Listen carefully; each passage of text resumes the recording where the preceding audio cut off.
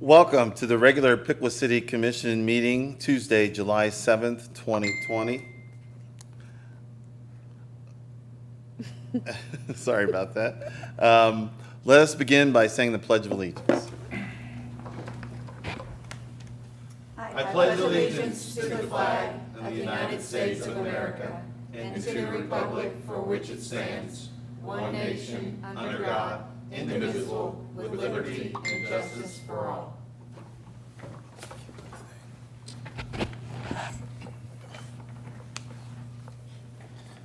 Next, can we have the roll call? Mayor Lee, Here. Commissioner Hines, Here. Commissioner Pearson, Here. Commissioner Foat, Here. Commissioner Grissom. Here. All right. Next, can we have the consent agenda? Two items on the consent agenda tonight: the approval of the minutes from the June 16, 2020 regular Piqua City Commission meeting, and a resolution of appreciation for the public service of Robert D. Bateman as a city employee for 31 years. All right, I don't have that resolution. He's not here, so you... Not here, so we don't need to read. We gave it to him in a different way. Okay, not a problem. I move that we adopt the consent agenda. I second. All right, all those in favor, please say aye. Aye. Opposed? None? Consent agenda is passed. Next is new business. We'll start with resolution number R-89-20. A resolution accepting for statutory purposes a budget for the calendar year 2021. And this is a public hearing. Ms. Holtzapfel. Thank you. The state of Ohio requires the city of Piqua to pass a tax budget by mid-July of each year. This is a preliminary 2021 budget that is used by the county for state filing purposes. Our normal city budget process will take place later this year for the city. This budget was prepared with input from city departments and administration. The 2021 tax budget is projected to be $97.6 million, which is a decrease of about $7.6 million from what's expected as this year's budget. This is because several major enterprise projects are expected to be completed in 2020. Overall, we're projecting debt service funds to decrease $4.5 million and enterprise funds to decrease about $3.1 million. We're requesting passage of this legislation tonight to meet the July 15th requirement. Any questions from the commission?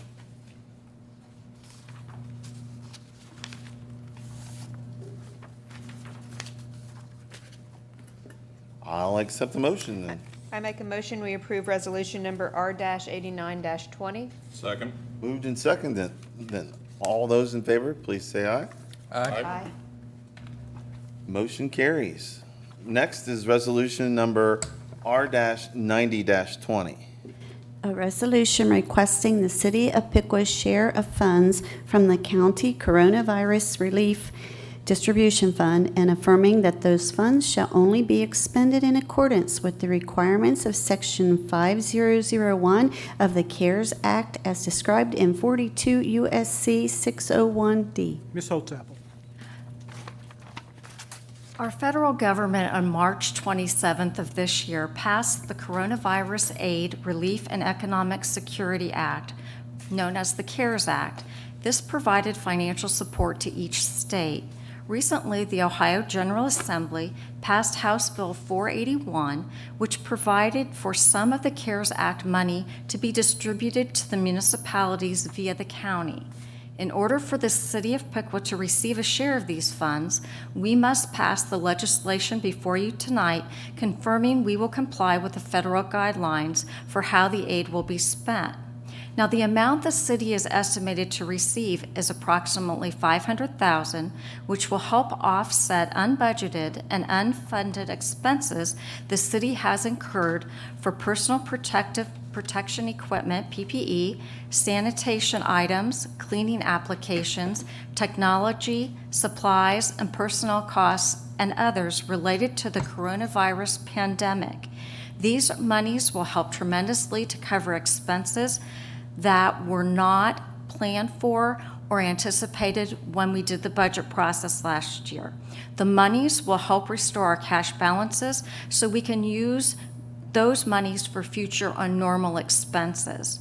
Any monies received by the city that are not expected to be spent by December of 2020 would then be returned to the county in October for redistribution to other communities. So what this means is that while we plan to use our funds completely and don't expect to return any, there's a chance that monies in the county could become available to us and we could get even more further down this year.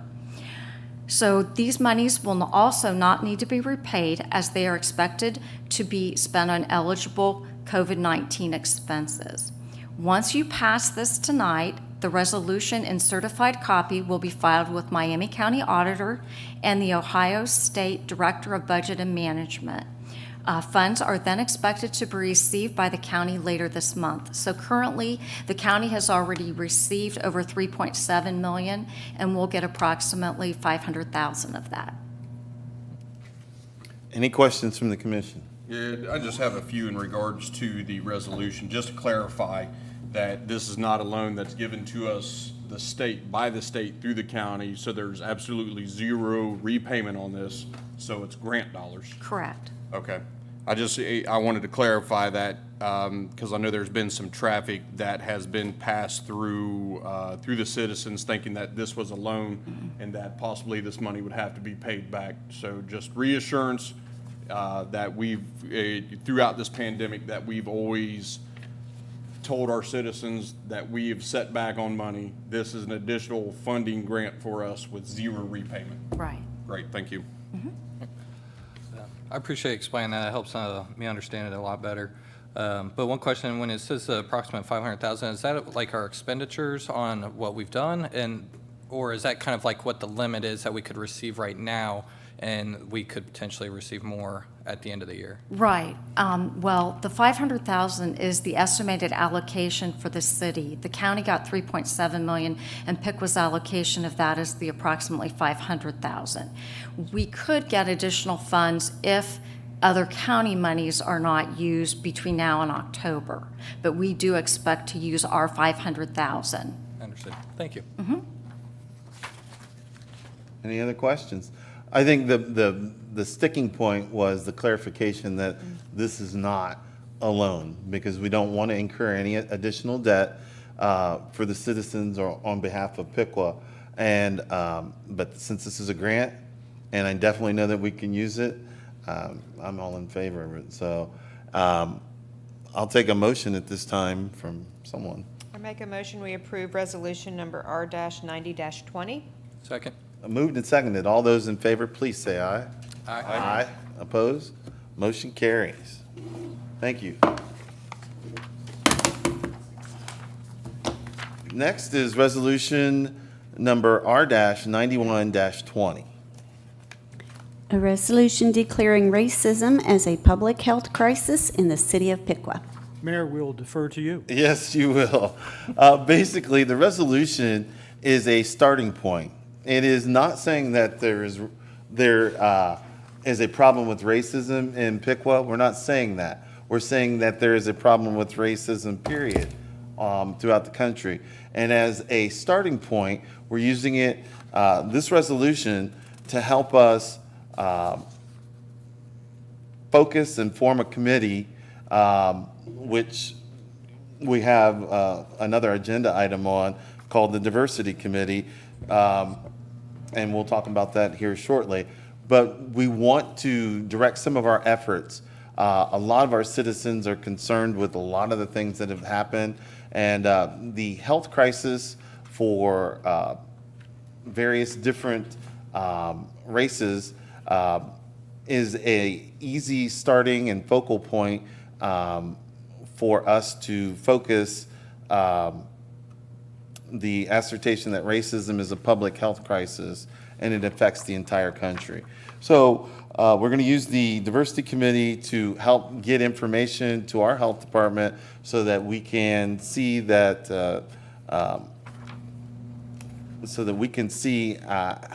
the health crisis aspect and gather information. We're going to partner with the Miami County Health Department and Justin Kobe and his group. And we're going to just move forward with this. And if there are any questions from the commission, please feel free to ask. Because it is not saying, it is not a declaration that Pickwa's a racist city. We're not saying that at all. We're just saying that racism exists and we want to acknowledge the problem so that we can then work on it. Well, and when Amy Welker presented her presentation to us, she indicated that there was no data. And that's what this is about, is Exactly. gathering data on the socioeconomic situation Very with Very true. our diverse population. Very good. Yeah, and I think just the emphasis of structural racism as a system in which public policies, institutional practices, cultural representations, and other norms in work in various, often reinforcing ways to perpetuate racial group inequity, which I think, to me, that came straight from Sure. the resolution, but I think that really highlights what this is, and That's exactly what it is. yeah, and I Thank you. affirm it wholeheartedly. All right. Any other questions? I will ask for a motion on the resolution. Make a motion to adopt resolution number R-91-20. A second. Moved and seconded. All those in favor, please say aye. Aye. Opposed? Motion carries. Next on our agenda is resolution number R-92-20. A resolution reestablishing a committee on community diversity and adopting the committee's mission and responsibilities.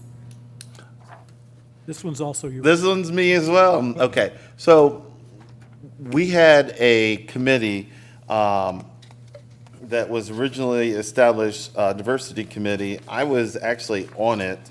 And it had a mission statement and a process and rules. And we want to reestablish that. One of the first things that I wanted to work on when I became mayor was the Diversity Committee and getting it back up. And those people who were involved with it prior were invited to come back and help with it. But in light of all the stuff that's been going on and with the previous resolution, we're looking at the diversity, changing the Diversity Committee, because originally it was only 5 members, and I would like for it to be more members, between 9 and 11. We want to refocus the Diversity Committee's mission statement a little bit, and its focus, and maybe not necessarily call it diversity, but something like the Inclusion Committee or something. So in light of those things, I want to not re-put what we have, but to broaden it and work with people in the community and refocus it. So at this point in time, I'd like to table it. And so if I can get a motion from somebody to, unless, if anybody else wants to ask questions or say anything about it, we better do that now. Yeah, So- I'd just like to say I agree with the word inclusion. I like that. Because I think right now, obviously, the hot topic is people of color, but we have a lot of diverse populations Yes. within our community. And Truly so agree. I want to make sure that this committee represents all of Everybody. those people. I agree. And so I totally agree. yeah, so that would be my wish for this. So it's right now, you just want to take a step back, Yep. So really so that we can enhance this committee, Yes. so it can be more effective in these Very. situations to today. very much more effective. So we're just going to table. We're going to table it, Yes. retool it, and then Represent. represent it, and then we'll send out, because I've had a lot of people ask questions and want to get involved, and they're looking for applications. I had someone ask me today. I said, once we redefine it, then we'll solicit for applications and then get people on board, so. I'm perfectly fine with that for the reason, I don't think you want to jump into, especially it being No. a sensitive topic in today. Exactly. And, go in a direction of not where we want to be, just because. Totally agree. Totally agree. In that case, I'll make a motion to table resolution R-92-20. Second. Moved and seconded. All those in favor, please say aye. Aye. Aye. Opposed? The motion for the resolution, motion passes for the resolution is tabled. Next is resolution number R-93-20. A resolution authorizing the city manager to enter into a grant agreement with the Ohio Department of Natural Resources, Division of Water Resources, ODNR, for improvements to the Piqua Water Supply Lakes system. Ms. Havener will provide the staff report. Thank you. The Ohio Department of Natural Resources was successful in receiving federal funding through through FEMA, and it was specifically for the communities with dams and other water supply issues. And so we were working closely with the ODNR, and we have been the last couple years. Well, they reached out to us and asked if we would like to apply as a sub-applicant to this grant. So we submitted our proposal with what we were planning on doing, and we were successfully awarded the funds. So now we can begin our next phase of the project, which will be more toward the actual study portion. So we'll be doing some hydraulic modeling. We'll be doing cost-benefit analysis of some alternatives that we come up with as far as maintenance of our levee system in the dams. And we'll also be looking at possibly moving into the design phase as well with the funds that we did receive. So we're excited to be able to, we have to keep moving regardless, so we're just excited to get the additional funding to help us. We're excited too. Any questions? I'm sorry. So this is, because we have 3 Class 1 dams, that this is looking at all of those, is that correct? Correct. The study's going to look at all of them. A portion of this funding, they want it to go toward the Swift Run Dam because that is the most critical. That's the one where we removed the house, if you recall. We're looking to try to get that reclassified, which will hopefully reduce the cost. It will reduce the cost of what we're going to have to do. So our study will look at all of them, but this funding, they want to go mainly toward Swift Run. Okay. And this was budgeted, but with that grant money, that's just additional to Correct. help us with those? Yes, we had the next phase in the budget, but this will definitely be a benefit to the water budget. Thank you. How long will this usually take to do a study? We're looking at going through 2021, so it'll start, hopefully this year, we'll be bringing a contract back to you for approval to begin the study, and then it most likely will go through 2021, so year and a half. Any other questions?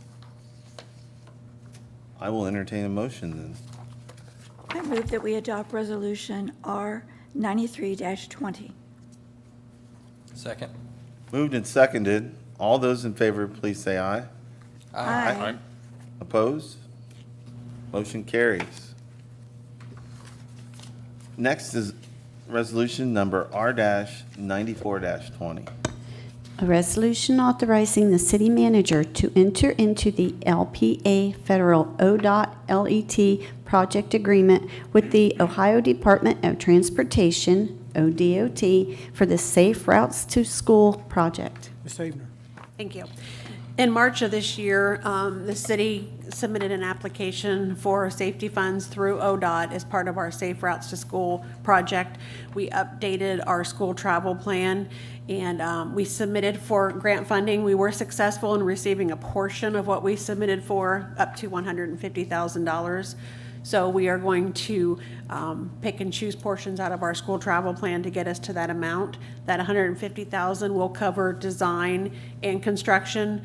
We do have $10,000 budgeted that we want to keep in there for some right-of-way issues if they do come up. But the project itself will include updating the signage, crosswalks, and pavement markings at Washington Primary, Central, and Piqua Junior High, and also installing bike racks at the junior high. And there's some sidewalk along Piqua Central that's in pretty bad shape, so this project will replace that as well. In addition to put some concrete next to some PED buttons, pedestrian signal push buttons, where there is none that's impeding kids from being able to safely cross the street. And I know Commissioner Pearson was involved in our school travel plan, and she did the walkthroughs with us, so we're real excited to be able to receive this funding as well. Any questions from the commission? I know that, Amy, they, I guess, have already created the sidewalk that takes students clear out to 25A where they cross and go into Indian Ridge. Yes, actually, the school did that on their own last year. That was going to be part of our plan, but they went ahead and pulled that out and just did that construction themselves. And lighting, the lighting. The lighting is not done, and that is in our school travel plan, but for the amount we received, we couldn't afford to do the lighting at this point. But if you recall, a couple years ago, we also received Safe Routes to School funding, and we did put the path in from Looney Road back to the high school at that time. So we'll continue to apply for funding for this. It's a great source to have, and it goes to good use. It does, yeah. Thank you. I just want to say great work. Anything that can make our routes safer for our kids, that's wonderful. Thank you. Yeah. No other comment. I'll entertain a motion. I'll make a motion to adopt resolution number R-94-20. I'll second. Moved and seconded. All those in favor, please say aye. Aye. Aye. Motion carries. At this point, this is a public comment. It's an opportunity for citizens to address the city commission regarding agenda items, issues, or provide information. Were there any? None. There were no comments from the citizens at this time. So we will move into the city manager's report.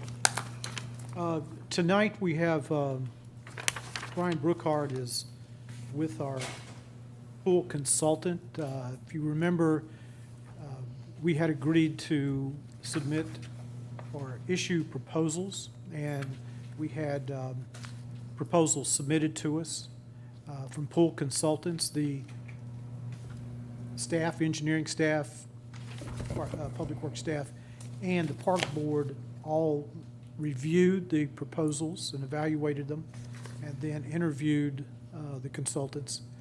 The company that's here tonight, and I'll let Mr. Brookhart introduce them. They are the company that's been recommended by the park board and the staff for the city to enter into a contract to look at the feasibility of the pool and work with the community to be able to establish the desired type of pool that has been indicated. So with that, I'm going to turn it over to Brian, and I'm going to step out of the room to get our numbers down and let him introduce, and we'll ask our consultants to share with you their plans.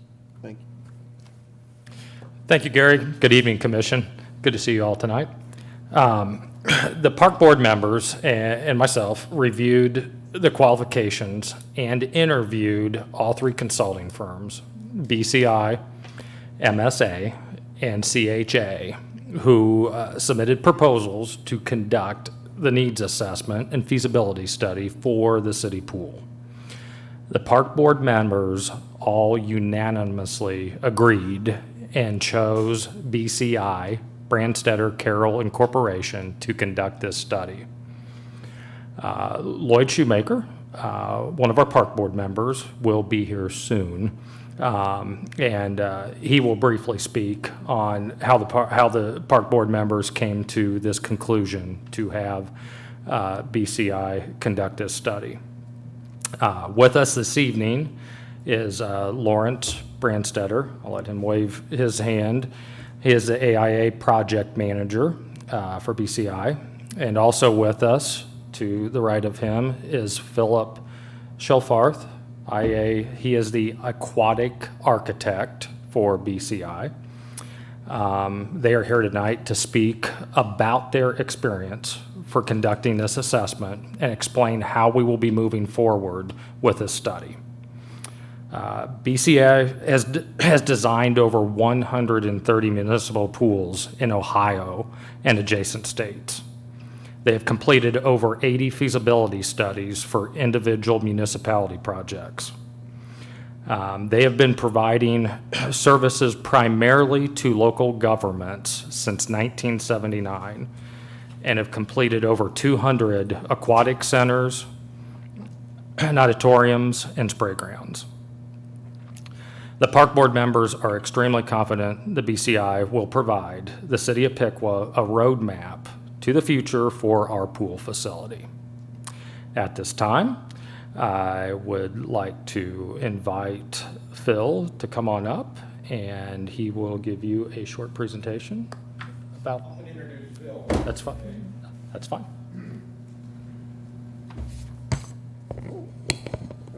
Good evening. Good evening. Mayor Lee, Yes, sir. nice to see you, council members. Thank you.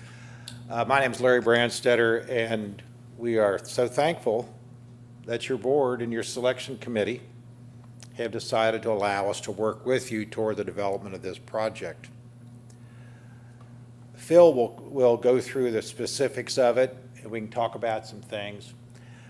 But I've done a lot of these, and so many communities are in the exact same spot where you are. You have a need, you've got an older facility, and you have to come up with some consensus as to what you can do. Exactly.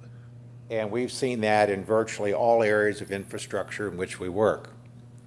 Now, I'm listed as a project manager. Phil is our aquatic architect. He deals primarily in aquatic and recreational facilities. And Phil's a sharp young man, as you can tell, and I'm going to brag on him for a minute. Go right ahead. Because he was recently made a shareholder in the firm. Oh, nice. And we opened up to 6 or 7 new people, and the 3 of the senior founders all sold out, if you will. But we're still gainfully employed. Sure. And as I told Brian, I'm kind of doing the things that I like to do, which is this is one of them. And I really enjoy taking a project where you are now and taking it 2 or 3 years from now to where we cut a ribbon. And I still get exhilaration every time they cut a ribbon and you see the kids run to the pool. And the elected officials are all smiling, and all the problems that you had over the last 3 years tend to wash away, if you will. But we're finishing up one in Logan, Ohio right now, which is a little smaller. But I've been working with them for 3 years, and we got that project funded and built. We got one in Westlake, which is a big project, $7.5 million. I was talking to the recreation director today, and they kept their pool open this summer. And last year they had, in a shortened season, they had over 50,000 people in a town of 33,000, and they didn't open it to the rest. Westlake's in the Cleveland area, if you're familiar with it. So, and some people think that Westlake is the best pool in the entire state. And Phil, you and I all agree that that's probably true. Well, if Phil will come to the podium, I'm going to take a seat, and I'm going to listen to what he has to say too. Thank you. I guess the high school band wasn't available for a drum roll. Mayor, Commissioners, thanks for having us this evening. Sir. Brian, thanks for the warm welcome. My goodness, it was fantastic. We are extremely delighted to be here this evening to talk about something that we're all very passionate about. Community, quality of life, these are great things. So just wanted to touch base on some items. So we do have the leave behind. So if I do go over some of these items a little quickly, we can dig back into those things later on. But just kind of a firm overview. Brandstetter Carroll was founded in 1979. Larry Brandstetter was one of the co-founders. But we have 4 offices: Lexington, Kentucky, Cincinnati, Ohio, Cleveland, Ohio, and Dallas, Texas. Very diverse in our staff, and I think very skilled in the fact that we focus on municipalities, much like yourself. One of our claim to fame that I like to brag on is the first family aquatic center, which was in Charlotte, North Carolina in '82. Am I standing in the right spot? No, it's not you. I don't think. Okay. A little feedback going on here.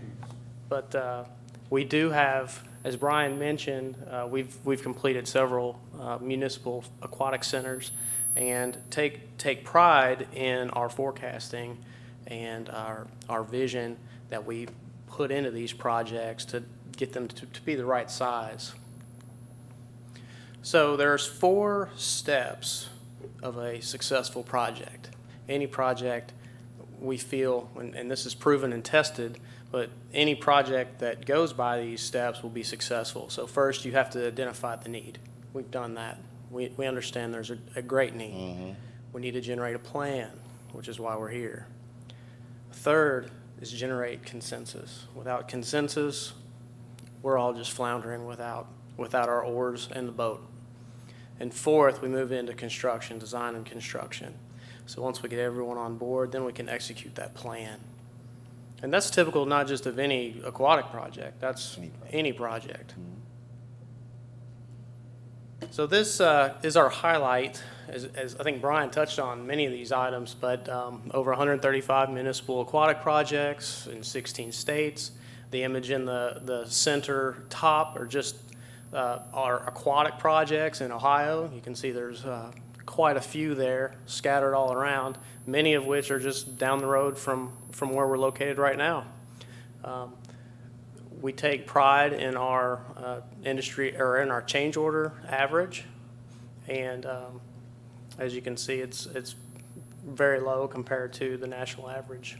Means you do it right the first time. We try. That's why we're in this. I like it. So, with Branstetter Carroll, we really strive on building consensus through community engagement. Because without the community, you really don't have that backing that we need. So community engagement, and that helps drive that consensus factor and brings it all into one. We understand the municipal client. As I mentioned earlier, municipalities are our main client that we serve. And I'll dig into this later on, but we really strive to design the right fit facility. We don't want something that's too big or too small. It's got to be the right size based on a large variety of factors. So with Branstetter Carroll, I think this is very unique about our firm is we have market sector leaders.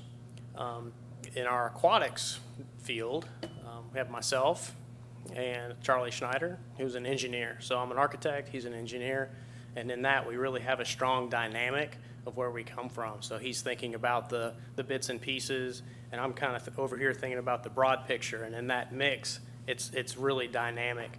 We also have Larry Branstetter, who previously spoke, and then we also have our recreation planners who really hone in on the community engagement. They're not here this evening, but listed there. So these are all facts that I'm sure you all are very familiar with. Mm-hmm. You know, our city population, but we also need to investigate our distances from the city, our drive times. Who would come to this facility? Where are they located?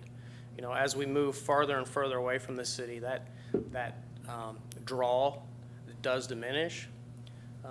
But we need to consider that factor. We also consider household incomes. How much would people be willing to pay to come to this facility?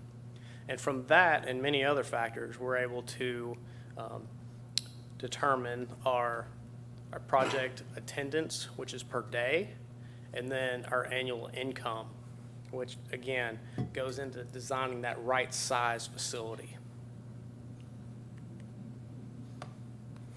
We've got a lot of things listed here under our demographic review and needs analysis, kind of our process of what we will do. But just to touch on a few of these things, obviously meetings with the stakeholders, elected officials, users, park board, obviously. Prepare, forecast attendance. Again, it's got to be the right size. If it's not the right size, if it's too small, people will go somewhere else. If it's too large, it won't be sustainable. Okay? Anything you'd like to chime in on that, Larry? Okay. And I have handouts too, so go through. Citizen engagement is very large consideration, something that we really like to dig into.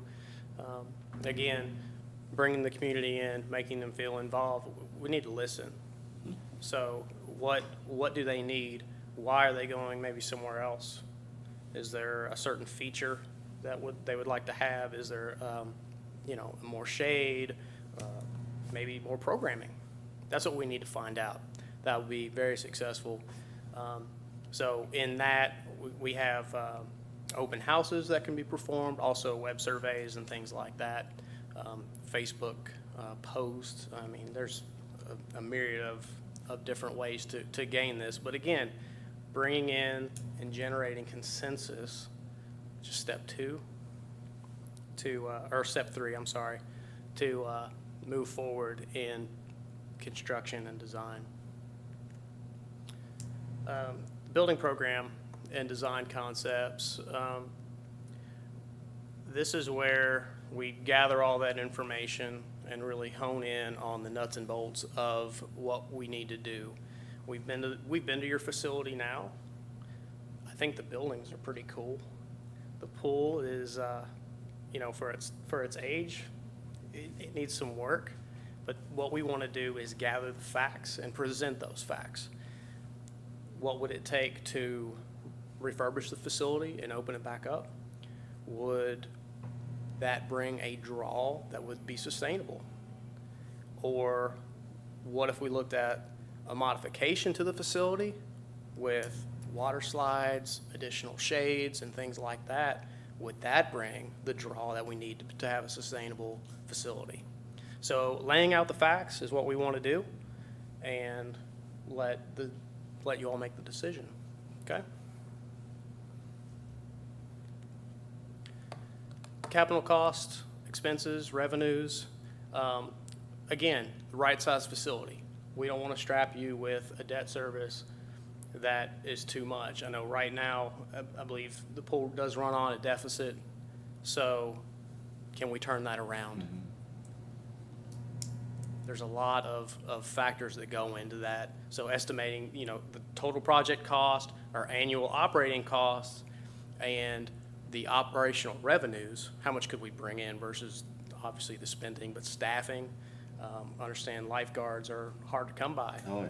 So maybe think about in a proposed layout, is there a way that we could minimize, or not minimize, but be thoughtful in the design that you could have a reduction of lifeguards? Okay. So all these strategies go into play into that right size facility. This is a little hard to read, but I do have this in our handout. Our forecasting accuracy is something that we really take pride in, and something that we track on all of our facilities. So here we have a list of facilities, some of which are just down the road, but we look at their population and what we've forecasted, their actual attendance. Wow. And I think it speaks for itself, but I believe we have, Tip City's on there, which is pretty interesting. Wapakoneta, Yeah, Wapakoneta's on there as well. thousands. So, I think that's pretty telling of where the people are heading, that, it'd be great to get those people back. Okay. Yeah, look at Tip City. Wow. I know. Wow. I know people go to Tip City. They go to Troy and Tip just because they have the play stuff, especially if you have younger kids. Yeah, That's a big number, though. Mm-hmm. very interesting. So we also look at cost control as well. I mentioned earlier change order percentages and things like that. We look at our anticipated construction costs versus what it was actually constructed for, and then the change orders, and obviously the completion as well. Again, all in the handout. These are just some quick case study photos that we've put together. As Larry mentioned earlier, this is the newest facility up in Westlake, Ohio, suburb of Cleveland, the Clegg Park Aquatic Center. This facility is interesting in the fact that this water slide was, I believe, was it 10 or 15 years old, Larry? And so that was very important to maintain that slide. So we kind of designed the whole facility around maintaining that. So there is so much programming that happens here, whether it be swim lessons, lap swim, swim team, lazy river, slides. There's so much activity, even a spray ground that can be used in the shoulder seasons when the pool is closed.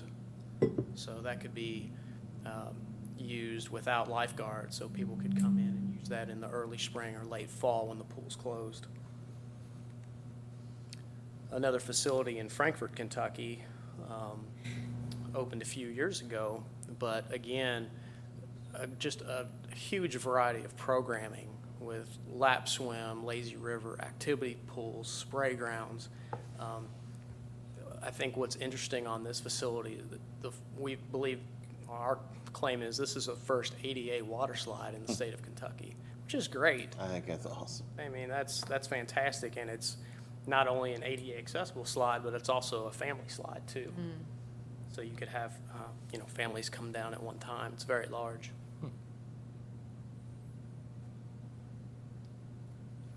In looking at features, I mean, obviously you're aware of slides and things like that, but this industry is always changing, and you'd like to think, oh, a slide's a slide. No, it's not. Or a shade's a shade. No, it's not. There's so many different opportunities out there, shades and sprays. This is where it's great to get community involvement because they've seen what other people offer. And they know what they like. The slide on the large slide in the middle, the larger photo, I'll never forget when we first opened up that facility. I stood there with my eyes closed and I just listened. And the greatest thing I heard was, I'm not going down that. It is too tall. and being in this field, that was just, I'll never forget that. That was just so powerful to hear kids just shudder. Nope, I'm not doing it. So that type of excitement's what we would really like to bring to Piqua. Lap swim, spray grounds, again, the use of spray grounds in shoulder seasons I think is very popular right now and very appealing because we don't need lifeguards for that. There's no standing water. The top center image is from Blue Ash, Ohio, a facility that just opened 2 years ago. That is an inflatable bubble that children can climb on and then slide down. Very, very popular. And we just received word that it will be featured in that facility will be featured in an aquatic magazine in the upcoming months. But vortex pools and lazy rivers, I can't even talk about all the fun features. There's so many. So that's what we want to bring to the table and really present to everyone involved and get everyone excited to have a successful facility. Again, shades, pool houses. I think your pool houses out there are really cool right now. They're really great. All the glue lamb beams, they're very well sized to accommodate the facility. There's a little touch-up items here and there, but we really want to, create an environment with the pool. Obviously, being an architect, we always think about buildings, but that's not what this is about. This is about an aquatic facility. And then chances for some revenue through concessions. I know right now you've got a very nice concession opportunity, but is there a way we could expand that offering? So it's not just really the sticks and bricks that go into this. We think about the philosophy, think about the programming. It's very dynamic. The red umbrellas are Huber Heights. Huber Heights, yeah. I know people that travel there to go to the pool. Very, very nice That's facility. half hour, 40 minutes away. That one was built with tax increment financing. It recovers all of its operating costs. YMCA runs it. Yeah. So the city was able to do a $10 million park project, pool and a park. And they were able to do that without any impact on their city budget. So when Phil talked about looking at attendance and looking at attendance and looking at revenues and so forth, that's what the needs analysis does. And that's why it's very important for us to have those accurate forecasts. Exactly. And so after, I don't know how many we've got on the list, 25 or 30, it's, we're within about 10% in the aggregate. Now, take out the highs and the lows, but it was really the same methodology we've been using for 40 years, believe it or not. I'm that old. So actually, the first outdoor aquatic center that we designed was in Charlotte, North Carolina, and it didn't get built. The city was just too, the city just didn't, it was just too new. Council members didn't want to, but from that came a lot of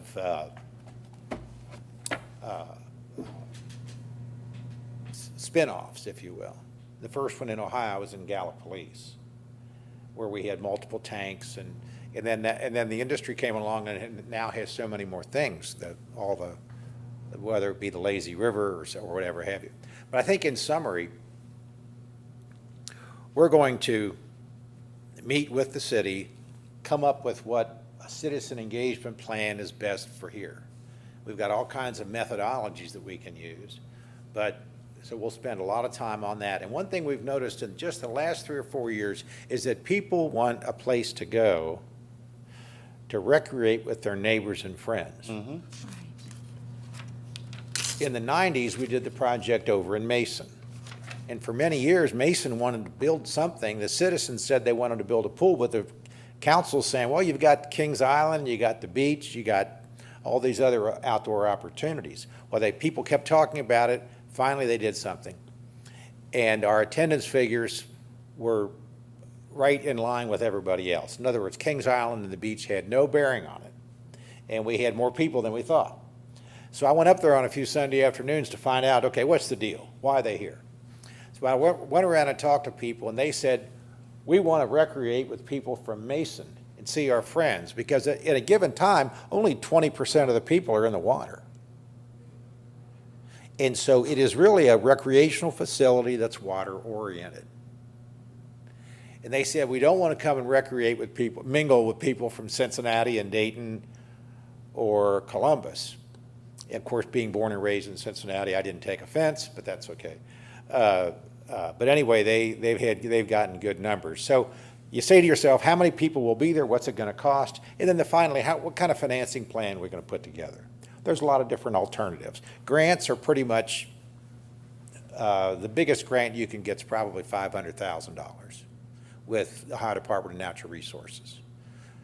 And, but since you are losing money right now, and Brian, how much money what deficit are we running? Between 70 and 100,000 a year. So you're running a pretty good deficit. Now, if you turn that over and turn that into a break even, which I can almost guarantee you will, you can just look at the list of the other projects. You take that 100, there's 100,000 you can put toward the debt service. And if you keep your pricing right, that's going to be maybe 50% of the debt service on the capital improvement. Remember, this is one of the few capital improvements you can ever do that has a very little impact on your budget, and yet your participation will probably triple. You can't do that with a fire station. You can't do it with a police station. You can't do it with a street. Can't do it with a park. But we've seen over and over again in Ohio, in this part of the country, that we see that same response. So we're looking forward to working with you, but we want to have a good facility for the citizens that'll have the least impact on your budget and improve the quality of life in this city. Thank you. Any questions? Well, I have an advisory council just for the pool. We haven't had our first meeting because we were waiting to meet with you guys. But in subsequent meetings, would you have one of your people available to do a Zoom conference with the advisory council so that they could ask you guys questions? We would prefer just to come meet with them if we can do it without. The problem is we can't do public meetings because of the governor's. I understand. Perhaps what we should do is get with whoever the owner's representative is going to be and whoever else want to participate, and then we'll come up with a schedule. We'll come up with what we consider to be a recommended citizen engagement plan. Could do that as well, but the advisory council is just to give me information and input so that I can give it back to you guys as well. And we want that advisory council to be champions of this project when we're finished. Yep. Right. And that's part of that goal. You build But consensus. we want all citizens to have input, so. We can do web surveys. Yep. We can do workshops. Public meetings are really don't work. Because people show up and they might say this or that, but you really don't learn very much. We've come up with the technique of Other having, than there's a need, that's what we learned. yeah. And so, but we'll be getting into preferences. What kind of programs do you want? What kind of facilities do you want? Do you want a water slide, lazy river, whatever have you? And we've also found very interesting, a project we're working on in Euclid, Ohio, that the people said they wanted a place to congregate and things to do. So that led us to believe maybe we ought to put a space in there where you could set up a band on a weekend night. Or you have teen parties. You know, just very well, and same way with adults. And I've always maintained that somebody ought to put a shelter out by the pool so that Sunday school classes can come over after church on Sunday. Because a lot of times those classes are looking for places to go. And those are rentals, they're revenue. So we're going to think about this thing and we're going to expand our vision of it with you. And then whatever you want to buy into, whatever the citizens want to buy into, then we'll recommend. Pretty simple. All right. Thank you. I appreciate it. Anybody have any questions for him? Yeah, on the, just so I get an understanding, because I'm gonna take this data back and I'm gonna study it, but on the forecast accuracy, the year that is in there, is that the year that the pool was built? Like- That's typically the first year of operation. I've got a couple others in there. That's a lot of projects and a lot of numbers to keep Understood, up. yeah. So anyway, we normally want to do the first year. You normally don't see much change. First year is one number, second year is a little more. Third year, it kind of levels off. And the variable that we can't control are rates and charges. Yeah. And programs and maintenance. Some communities have not done a good job with their management. It's the big cities that have the trouble. The smaller cities like yours are usually very responsible. Like in Wapakoneta, that's been in for I don't know how long. And I stopped by there last summer. It looks good. They keep it in good shape. It was packed today. I'm sorry? It was packed today. Oh, I'm glad they're open. Good. Yeah. Wapakoneta was doing about $150,000 a year surplus. Yeah. And it might not be that much now. Anything else? Thanks for your time. No, Thank thank you. you very much. Gentlemen, Great. thanks. Great. Love it. Thank you all. I'd like to have Lloyd Shoemaker from Park Board step forward briefly, just to talk to you about how the Park Board came to the conclusion to use BSI over the other two firms. I was going to speak out of wore long pants. Sorry, folks. Mr. Mayor, All right, sir, Commissioners. how are you? I'm terrific. It has been a pleasure to work on the Park Board with my friend over here. And I just want to compliment Brian on the fact that he has done so much work on Yes. screening all the different types of people that do this stuff. Yep. And brought to the Park Board 3 recommendations for us to meet with and ask questions. And if you know me well enough, you know I ask a lot of questions. You were diligent, yes. What I liked about these guys that you just heard from was, first of all, the boss came with them. Yeah, that's what I liked. Yeah, he was the only boss that showed up. And when he talked about the experiences that they've gone through, he knew each of the projects, as you learned here tonight.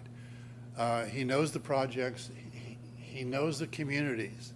And one of the questions I asked them while they were making the presentation is, of all the jobs you're working on right now, how many of them are our size community? And it was like 66% of them That's pretty good. were our size community. He talked about Tip City, he's talked about Wapak, he's talked about Troy. Why not Piqua? Why not? I think these guys will do one heck of a job for us, and I certainly hope you guys will approve the recommendation of Brian and the Park Board to put these guys loose in town, and see what we can do. I know that in those pictures, and I brought this up during one of the presentations, there's an awful lot of toys showed in those pools. We have to decide what we can afford as far as toys. Sure. We're not going to be as full of toys as some of the others, but our objective is to put a pool out that the kids and the parents and the grandparents can go enjoy in the summertime, especially on days like today. Yeah, this Yeah. week, Yeah. this whole week, you're exactly right. It's going to last through the weekend too, I understand. So anyway, good luck with your decision. I hope you make the right one. These are good guys. Thank you you very very much much. for your input, sir. Thank you. Appreciate you very much. Brian, did you have anything else? Not really. When we looked at all three of the firms, I could see after talking to all of them, they were all well qualified. And when you looked at it, a tough decision, but all of the members unanimously picked BCI, and I definitely see why. I like their engagement. They were here with me several times in between our first meeting with the other two groups. I spoke to Phil on the phone several times. He even stopped by again because he wanted to look at our facility again, and just really sees a lot of potential there. Whether we keep that facility and upgrade it and add on to it, or look at creating a new facility. When you look at what happened with Tip City in 2005, and I spoke with the director at Tip City, and he highly recommended using them. They went with BSI. They used them again to do some upgrades at their pool just recently.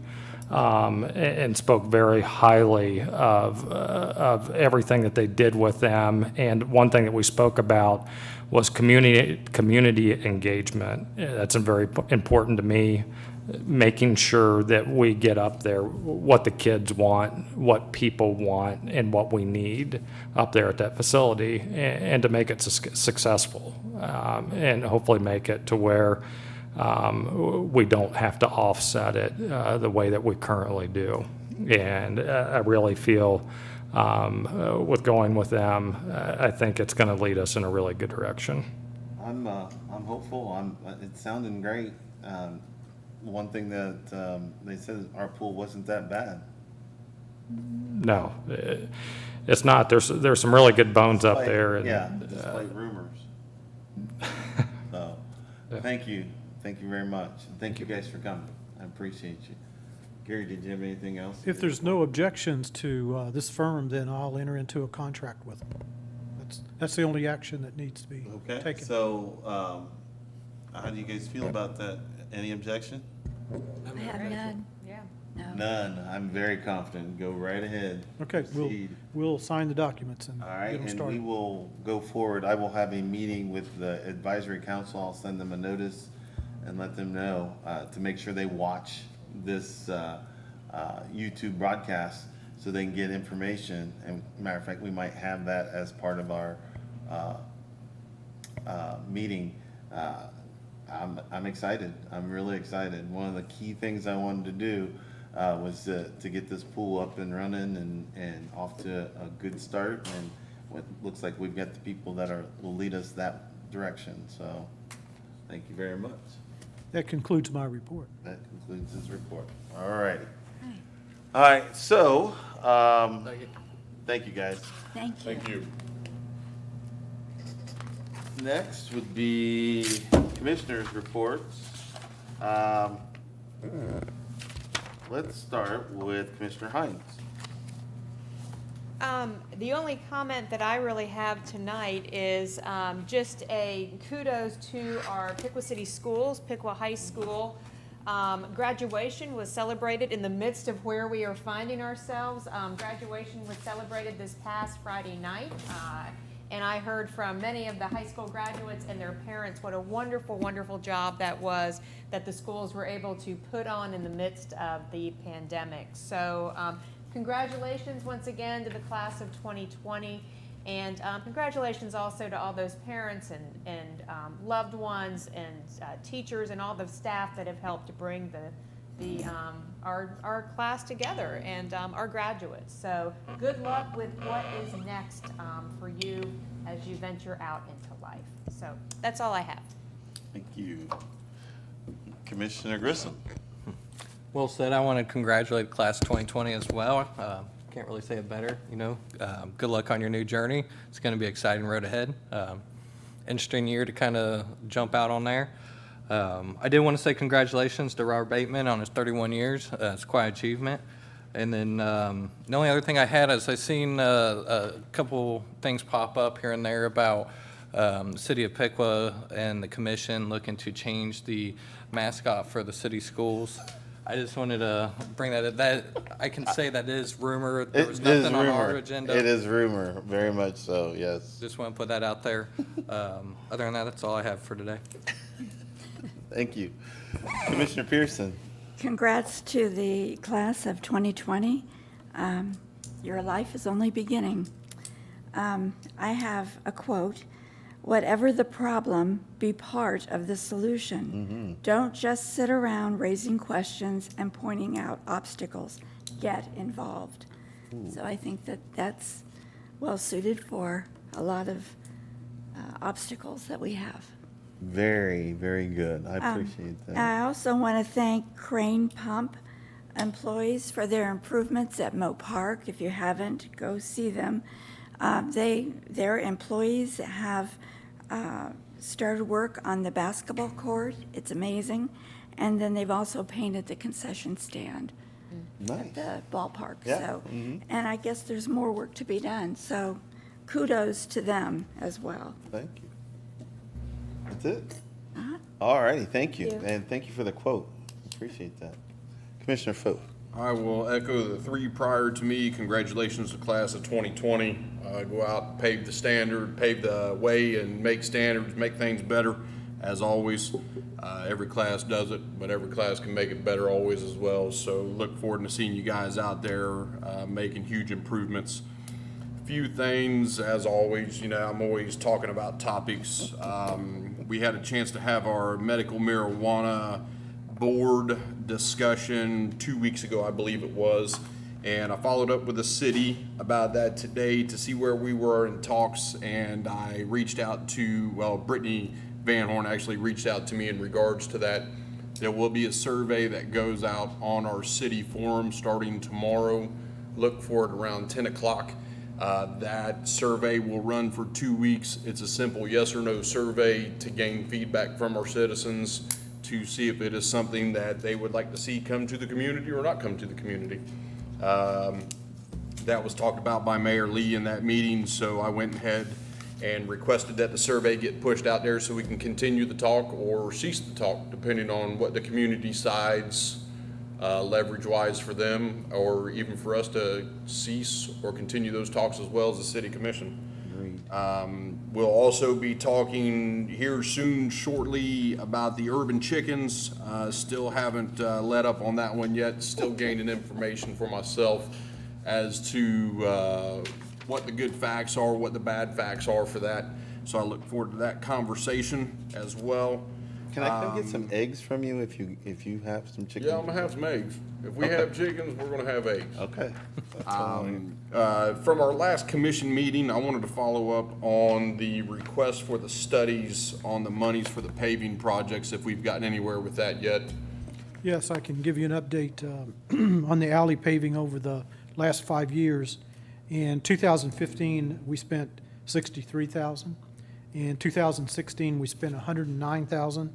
In 2017, we spent $165,000. In 2018, we didn't do alleys because we did so much street servicing in historic East Piqua. In 2019, $87,000, and then we've limited our paving this year for alleys and so forth. We're doing patching. So over the last 5 years, we've averaged $84,800. Now, percentage-wise, do you know, Gary, what percentage of that is of our total budget? It sounds almost like a third of it, correct? Well, we're probably $500,000, Brian, about yearly. We budget a little over $300,000 for asphalt yearly. 84. Okay. There. So a substantial amount goes into our alleys. That is correct. It is right now. Once we're able to get through all the alleys, that'll be able to flip-flop, and most of that money will just go out onto the streets. If we were under a normal working condition, we would have made some more significant improvements this year, and probably within the next 3 to 4 years have had most of every alley resurfaced. And then, once that was done, then we could really concentrate on just the streets at that time and just go back and, patch any of the alleys that had been done previously. We started over in the Shawnee area. That was started back in about 2008. Those alleys were all resurfaced that year. And from there, we got to a point where we were just kind of picking the worst alleys and trying to hit those. And the alleys are all in about the same condition right now, that it made more sense just to start on one end of town and just work our way over and then work up the hill. So, we kind of started off in between the Broadway, Park Avenue area, from Forest Avenue all the way up to Main Street. Have been working that corridor and are just working our way across town. Last year, we spent a significant amount of time in between Washington Avenue and College, from Park Avenue over to High Street, and we're able to resurface most of those alleys in that area. And then we just want to continue working south and then on up the hill to get the rest of them resurfaced, hopefully, at some point, as funding's available. Yeah, and the whole spark behind this conversation was the fact of the trash trucks being a heavy unit that goes up and down those alleys. And if we talk on average of $84,000 per annual that we're spending in the alleys, if we were able to, once again, going back to this trash collection piece, eliminate those trash trucks, projection wise, and I know this might be a hard question to answer, but where would we see a huge incline in alleys? This $84,000, would we see, could we see a huge decline in that over a 5-year period? If we were removing our trash trucks, would we have to do that much work to our alleys if we were to keep those heavy units off of those alleys, in your perspective? In my perspective, the longevity of the alleys, you would see them last years longer than what they are right now. When you're only putting residential vehicles in those alleys compared to those heavier trucks, those trucks start and stop in the same spots every week in those alleys. And an alley is not built like a street. Nope. It doesn't have the base like a street does. There's really not any base in any of those alleys. So every time those trucks start and stop, you're just constantly pushing the asphalt in those same spots.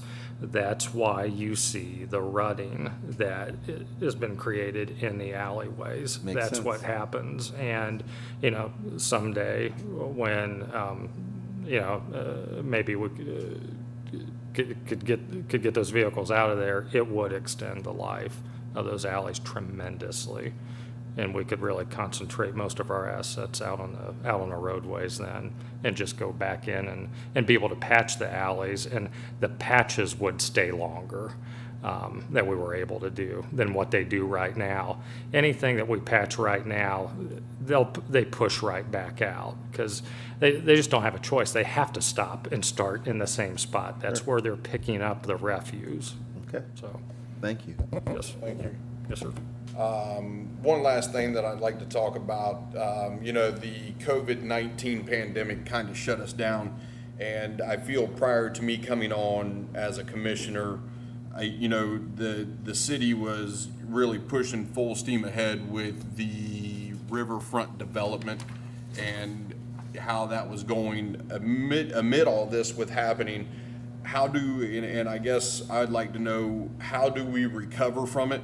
And are there any future businesses that are in the pipeline for future expansion down to the riverfront area right now? Do we have anybody that is gearing up for potential, not names, but, names of businesses, but do we have businesses in the pipeline that are looking at that? I think one of the amazing things that's happened during the pandemic is that we've had a tremendous amount of business activity, discussions with new businesses and developers. So there are lots of things that have taken place and are looking very good.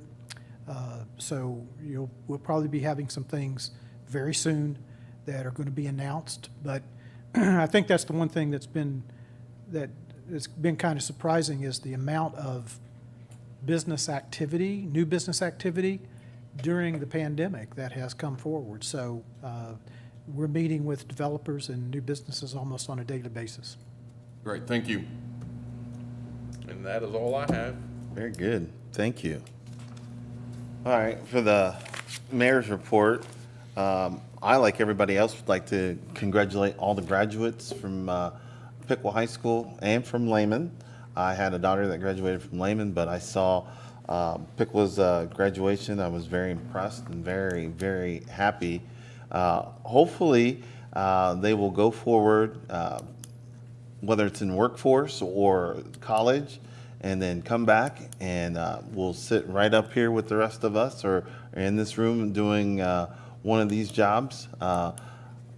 Piqua graduates, come back home. We love you to go forward and get your education and get out into the workforce, but come back, like Commissioner Pearson said, and participate and help with the city. We want your help and we wish you well. So congratulations, graduates. Next is I've been getting several calls about fireworks and going off, and this year was not like last year or the year before. I think there were 19 calls for fireworks. Yes, 19 complaints last year. Complaints last year, and this year is 55 complaints because people took it upon themselves. First of all, it's illegal for them to let the fireworks off. I mean, nothing's changed with that. Am I correct in saying that still? That is correct. All right. And so, being a police officer, I know that, and it's a first-degree misdemeanor offense. And so, we have people who suffer from PTSD and animals that are affected by the fireworks that were going off. And I would hope, and I know people tend to enjoy them, but they run the risk of getting in trouble. And it's not worth making your neighbors upset. So I just appreciate people be respectful from here on out. My next topic is I want to thank the commission on passing the resolution on racism as a health crisis. It is a starting point for us to have a larger discussion about racism in America and how it affects Piqua, and with that, where I want suggestions, feel free to email me, hit me up on Facebook, wherever you can, or call me, all citizens, about the Inclusion and Diversity Committee, some suggestions on how to make it better. I like what we had, but we need to expand it, include all people and all things that make us a community. So suggestions are welcome. I'm not turning anyone away. I want this to be your committee, not mine. I just want to be a part of it, and we want to bring some awareness about so that people understand. And I'm trying to think. I think that is all I have for my report. The last thing that we have is an adjournment to executive session to prepare for and review negotiations on compensation or other terms and conditions of employment for city personnel. If I could have a motion. I make a motion, we adjourn to executive session. Second. All those in favor? Aye. All right, we are adjourned to executive session.